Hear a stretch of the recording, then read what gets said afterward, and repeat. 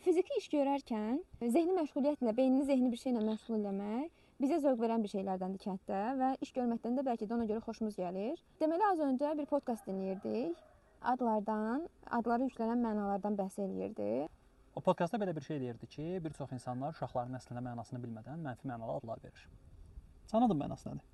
Mənim adımın mənası zəfər çalan deməkdir. Mənimki nədir? Zəfər qazanmış.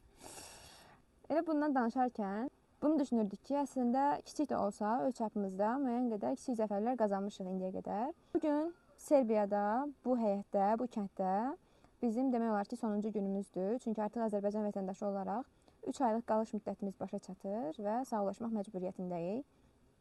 Biz də burada özümüzə çox gözəl bir ailə, çox gözəl bir məkan qazandığımıza inanırıq. Və bilirik ki, yeni bir ailəmiz var burada. Təbii ki.